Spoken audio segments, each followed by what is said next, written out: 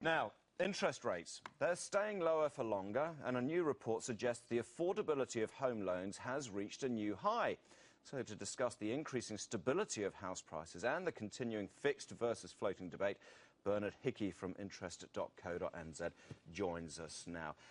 Bernard, thanks for coming in. First of all, let's just outline where cash rates are and where they're heading, particularly in light of what's happened in the last week. I mean, they're low, but how low can they go? Give us your insight into it. Well, the official cash rate is 2.5% at the moment. That's a record low, and it's been there for some time. Some people thought it was going to increase later this year, but all this turmoil on global markets, slowdown in the global economy, means it's unlikely to increase until early next year, according to most economists. In fact, if this gets worse, and the last week has been terrible on financial markets, and the talk of meltdowns in Europe and problems in the United States means these interest rates could stay lower for quite some time. And the Roost Home Loan Affordability Report that we compile shows affordability at its best levels since 2004 because of these low interest rates. And the fact they're likely to stay lower for longer is good news for those people who are borrowers. And even the banks which started just beginning to sort of nudge up their mortgage rates have come back as well, haven't they? I mean, can we see these floating rates drop much lower? Well, it really depends on what the official cash rate does, what the Reserve Bank does. We should also... Are they going to steady? Do you think we could get another record low there? Well, my view is that interest rates stay lower for longer because the global economy and the New Zealand economy is going into a period of relatively slow growth.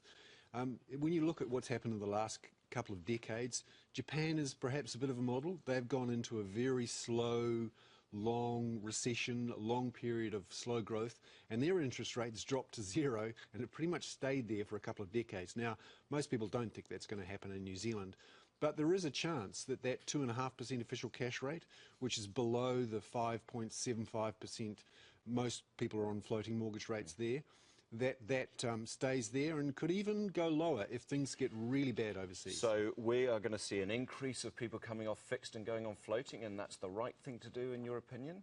Well, for a lot of people, they have already moved to floating. More than half of borrowers now are already on floating, and that's because floating rates are lower than fixed rates. And also when you've got an outlook for very low, flat interest rates for a long time, it actually makes sense to stay floating.